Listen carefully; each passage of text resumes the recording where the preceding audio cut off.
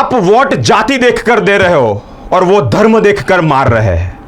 ધર્મના નામે જાતિઓના વર્ગીકરણની લડાઈ અંદરો અંદર લડવી છે કે પછી એ પહલગામમાં થયેલા છાતી પરના હુમલાના અવાજને મનમાં અને હૃદયમાં દબાવી અને અધર્મની સામે લડાઈ લડવી છે?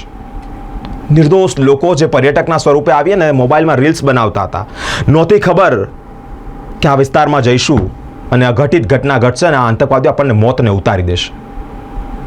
मर जाऊंगा या गुलामी मिटा कर जाऊंगा, आर पार की लड़ाई है अब मैं लड़ कर जाऊंगा. ધર્મના નામે કાયર હુમલો છે. દેશના વડાપ્રધાન નરેન્દ્રભાઈ મોદીજી સાઉદીની મુલાકાતે હોય, અમેરિકાના ઉપરાષ્ટ્રપ્રમુખ વેન્સજી જ્યારે દિલ્હીની મુલાકાતે હોય અને તે સમયે દેશ પર થયેલો આ હુમલો એ આઘાતજનક છે. 27 થી 28 જેટલા લોકોના છાતી અને માથાના ભાગે ગોળી, એ ગોળી નથી, ધર્મના નામે આપે. મને એક પેલી પંક્તિ બહુ યાદ આવે છે કે મઝહબ નહીં સિખાતા આપસ મેં बैर करना.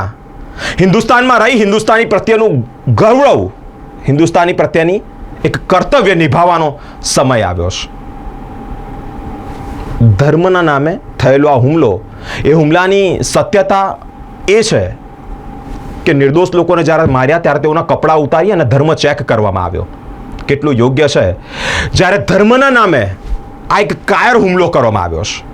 દેશ અને દુનિયામાં અલગ અલગ જગ્યા પર શ્રદ્ધાંજલિ પાઠવવામાં આવી રહી છે, અલગ અલગ જગ્યા પર રુદન થઈ રહ્યું છે, અલગ અલગ જગ્યા પર મોમબત્તી સળગાવી અને નિર્દોષ લોકોના મોત માટે ન્યાયની માંગણી થઈ રહી છે. તેવામાં સરકાર શ્રીને એક વિનંતી કરે કે દેશ અને દુનિયા પણ આપની પાસે એ જ અપેક્ષા રાખે છે કે ગોળીનો બદલો ગોળીથી લેવાય.